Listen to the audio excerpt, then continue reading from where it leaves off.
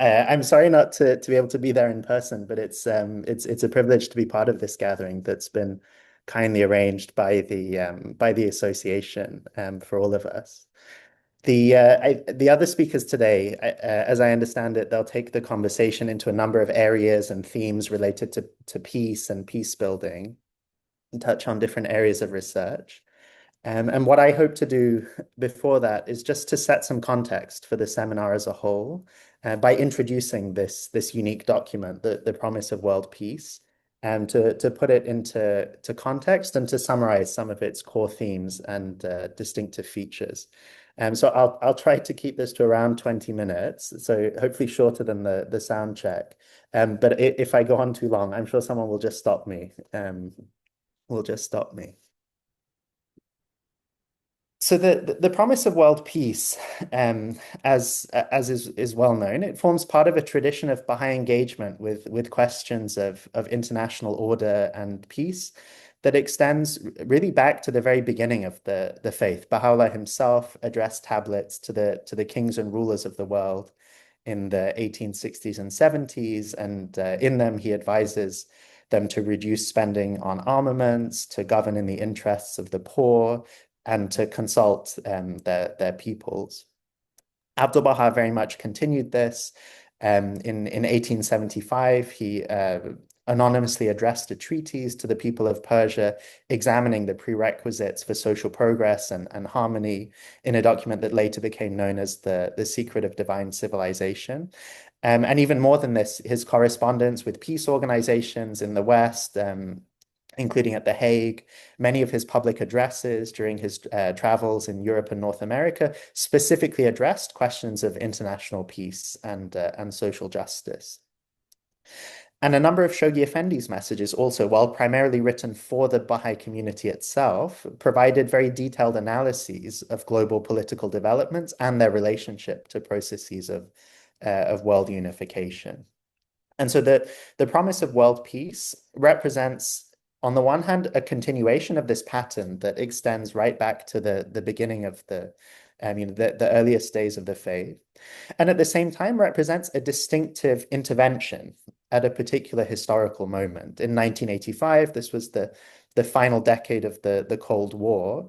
Nuclear confrontation remained an immediate threat on the one hand, but on the other hand, in a sort of more positive spirit, the United Nations had designated 1986 as the International Year of Peace. So the Promise of World Peace appeared on the eve of the International Year of Peace. It was published towards the end of 1985. One major contribution of the message of the document is the way it reframes the discourse on peace. Because at the time, public conversation about peace was largely focused on nuclear disarmament, managing the threat of confrontation and potential nuclear holocaust between the major powers. But rather than focusing primarily on nuclear war or specific conflict resolution mechanisms, the message calls for the discourse on peace to be raised to the level of spiritual principle. In other words, it calls for the identification of, and itself identifies some of the fundamental values or principles that would have to be expressed in social structures, not simply for armed conflict to cease, but for a positive state of lasting peace and harmony to obtain. And as such, the message distinguishes between pragmatic political arrangements and fundamental transformation. So here are just a couple of quotations from the document. First, the abolition of war is not simply a matter of signing treaties and protocols. It is a complex task requiring a new level of commitment to resolving issues not customarily associated with the pursuit of peace. It's interesting, this last statement, saying many things that we think aren't necessarily to do with peace are in fact prerequisites for peace. Similarly, in the second paragraph, banning nuclear weapons, prohibiting the use of poison gases, or outlawing germ warfare will not remove the root causes of war. However important such practical measures obviously are as elements of the peace process, they are in themselves too superficial to exert enduring influence. People are ingenious enough to invent yet other forms of warfare, and to use food, raw materials, finance, industrial power, ideology, and terrorism to subvert one another in an endless quest for supremacy and dominion. So I think this is the first thing really to say about the message. One of its primary contributions is offering a broader perspective than was prevalent in the discourse at the time, both on what peace is and on what is required if we are to have it.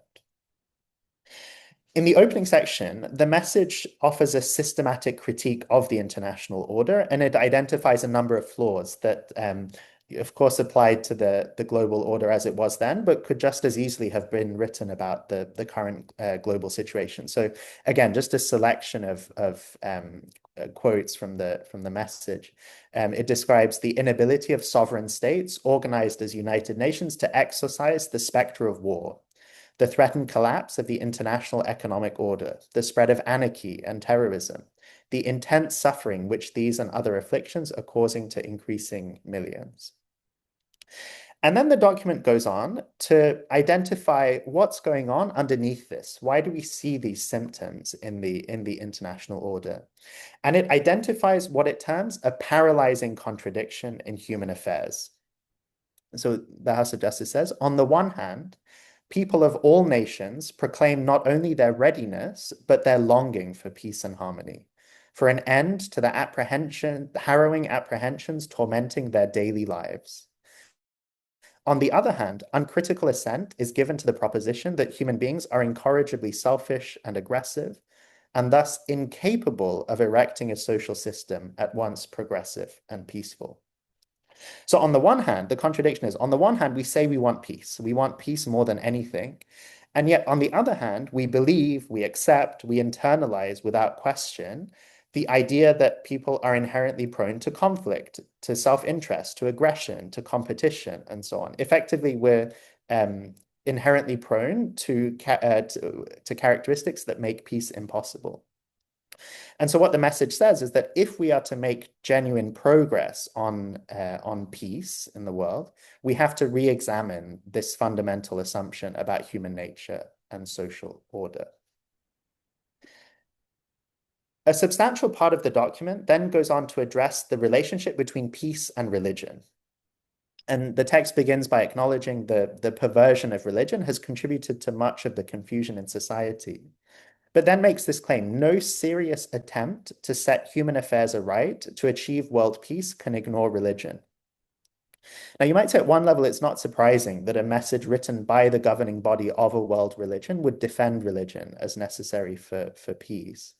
But it's worth noting how striking this is. You know, the document is running against what was then, and to some extent still is, a prevalent assumption that religion is either irrelevant to peace or even worse, maybe an obstacle to peace, much less a kind of necessary part of the construction of a unified, peaceful global order. And the document acknowledges this skepticism regarding the role of religion, and it attributes blame to religious leaders who've introduced superstition, sectarianism, and artificial barriers between faith and reason into religion. It then goes on to offer some kind of explanation for why do we need religion. And one way it does this is by providing a critique of the materialistic ideologies that many have adopted as substitutes for religion. So these ideologies, whether capitalist or socialist, and of course in 1985, these were both very much, live options in the world. These ideologies, they're condemned for either deifying the state or subordinating the rest of mankind to one nation or race or class, or for abandoning starving millions to the operations of a market system that perpetuates inequality. And so then the text asks a question, a rhetorical question. Where is the new world promised by these ideologies? Where is the peace that they promised? And ultimately, what the document suggests is what these ideologies share is that they're founded in what it calls the glorification of material pursuits, the belief that in the final analysis, we're material beings. And based on that assumption, the solution to human problems consists in getting the material arrangements of life right, whether that's through the market or through state control. And so this, it seems, that the document suggests, this is what underpins the flawed belief that humans are incorrigibly selfish and aggressive. In the case of capitalism, for example, society is built on the idea that competition for scarce material resources drives progress. In the case of socialism, selfishness or self-interest or conflict, it becomes a property not so much of individuals as, as in the capitalist story, but of social classes. So the story of history in the socialist picture is the story of struggle between different classes that inevitably have opposing interests. So in both cases, the idea that life is fundamentally about the satisfaction of our material needs, and so society is fundamentally about how we organize our material life, that belief generates a conception of human nature and social order that inescapably puts conflict at the center. And so this, the message suggests, this is the ground that has to be cleared if we are to build a new world.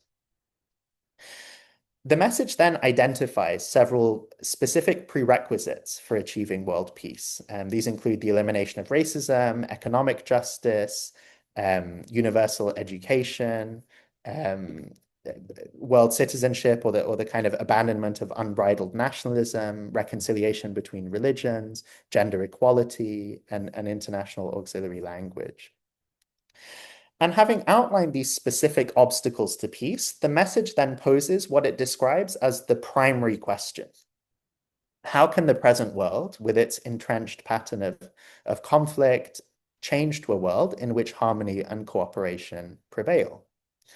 The foundation of such a world, it suggests, would have to be acceptance of the oneness of mankind. And the message makes clear that unreserved acceptance of this principle, the oneness of mankind, would involve both a transformation in attitudes or in consciousness, as well as far-reaching changes in social structures and institutions.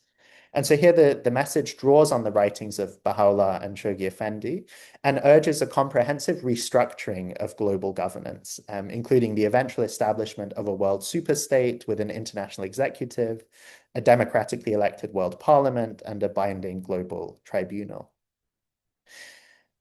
In addition to advocating for these or laying out these institutional changes, the message also emphasizes that achieving the transformation that we seek, transformation towards universal peace, would require not simply political changes, but also a consultative process that ultimately engages the totality of humanity, culminating in what Baha'u'llah describes in his writings as a vast, all-embracing assemblage where world leaders would lay the foundations for lasting peace. So there's clearly a role for political leadership, but the process of consultation, the document suggests, must ultimately embrace the totality of the world's populations. So that's a sort of very brief summary of some of the key points that the message makes.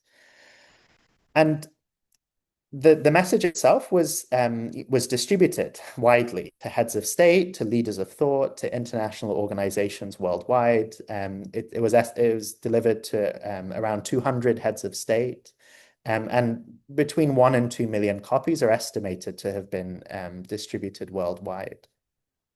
But the effect of the message was not only or even necessarily primarily on leaders of thought. It definitely had that impact, but it also had a very significant effect on the Baha'i community itself, because one thing the message did was change or advance the way the Baha'i community understood its involvement in the life of society. Through the message and the campaign for its distribution and discussion, Baha'i communities throughout the world began to gain much more experience in not only sharing the teachings of the faith, something they'd been doing for decades, but also in starting conversations and maintaining conversations about how the teachings applied to the state of the world, to the current condition of society. Baha'i institutions and agencies, particularly at the international level, had had some experience of doing this. But the message, it seems, was something of a turning point in really introducing this as a kind of core element of what it means to be a Baha'i. So it increasingly became something that the community did at all levels, from individual conversations at the grassroots all the way to formal participation at the international level. And so in that context, there are many ways in which the document serves as a model and a resource for the Baha'i community today. Here we are 40 years after the message was published. And it remains, very much a model or a resource for things that we do today, particularly in the Baha'i community's efforts to engage with wider society. And so to close, there are just two of these ways that I'd like to highlight. The first concerns the document's analysis of world conditions. So the decade after the publication of the Promise of World Peace was quite a distinctive historical moment. There was a moment where it seemed like international peace was becoming a kind of realistic prospect. During the 1990s, after the end of the Cold War, there was a significant expansion in the range and the strength of systems designed to foster international cooperation. There were a series of conferences on different themes organized under the UN. There was the advances in international law, the creation of the International Criminal Court, for example, the formulation of the Millennium Development Goals. And all of these political developments, they were matched by an upsurge in scholarly attention to the question of global governance. Even the very term global governance as a kind of common academic term dates to this period, dates to the 1990s. However, as we now know, looking back a couple of decades later, this moment where it seemed like mankind was trying to reach for peace ultimately fell short in different ways. And the House of Justice analyzes this in a message of January 2019, which reflects on progress towards world peace. And it describes how the first 2 decades of the 21st century have seen at least some of the progress that was made eroded. And you look around the world today and you look at the prerequisites for peace identified by the House of Justice: economic justice, racial justice, gender equality, religious tolerance, and so on. And it's not clear that in all of these respects we are moving forward so quickly. In some respects, things are going backwards. Of course, the forces of integration and disintegration unfold in many different ways and ways that we don't fully understand. But it does seem like there was a moment, and then humanity didn't quite grasp the chance that it had at that moment. And of course, there'll be many different reasons why this is the case. I mean, not possible to describe them fully. But surely one of these reasons is the fact that humanity didn't resolve the fundamental contradiction or the paralyzing contradiction that the Promise of World Peace identified. So if we recall that contradiction, on the one hand, we express desire for peace, and on the other hand, we remain attached to assumptions that make peace impossible. In its 2019 message, the House of Justice states that humanity is gripped by a crisis of identity. We live in societies that are in deep where people are in deep confusion about who are we, who do we belong with, who's in our tribe. And people keep finding new ways to divide themselves into opposing groups of us and them.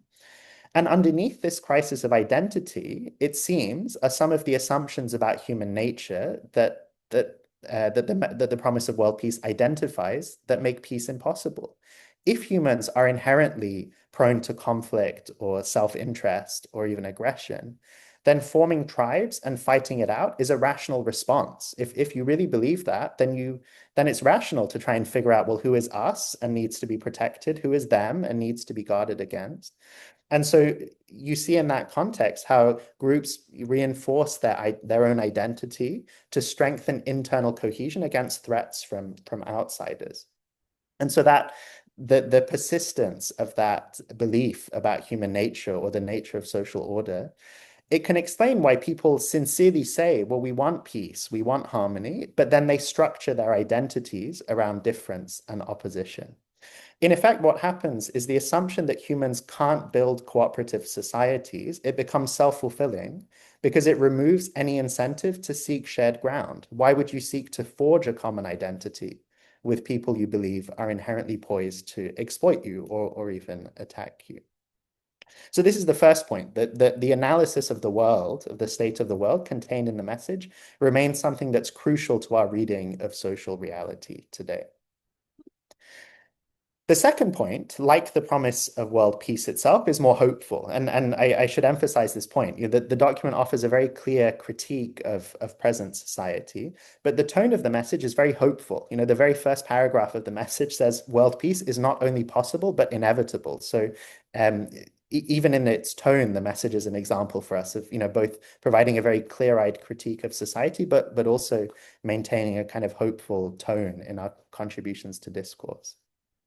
So the hopeful point is this: towards the end of the promise of world peace, the House of Justice presents the Baha'i community as a living example of how unity can be fostered within progressively larger circles of people. And so the quotation on the slide expresses this. It says, "The experience of the Baha'i community may be seen as an example of this enlarging unity.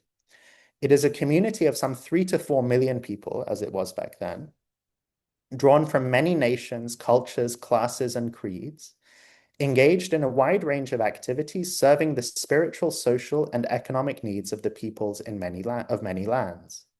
It is a single social organism, representative of the diversity of the human family, conducting its affairs through a system of commonly accepted consultative principles, and cherishing equally all the great outpourings of divine guidance in human history.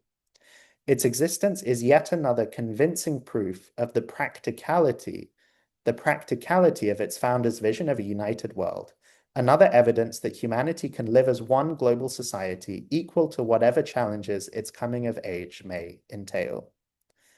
If the Baha'i experience can contribute in whatever measure to reinforcing hope in the unity of the human race, we are happy to offer it as a model for study." So in its message of January 2019, reflecting on the progress towards and the obstacles to world peace, the House of Justice connects this message or this statement from the promise of world peace to the work of the Baha'i community today. They say the promise of world peace, this is from the 2019 message, the message we addressed to the peoples of the world in 1985 set out the Baha'i perspective on the condition of the world and the prerequisites of universal peace. It also offered the global Baha'i community as a model for study that could reinforce hope in the possibility of uniting the human race. In the years since, the followers of Baha'u'llah have been patiently refining that model and working with others around them to build up and broaden a system of social organization based on his teachings. So this then is one way to describe what Baha'i communities everywhere are trying to do, as well as a mandate for what they must increasingly become. Living examples or living models, a living experiment in implementing or expressing the prerequisites for peace that were identified by the House of Justice in the promise of world peace.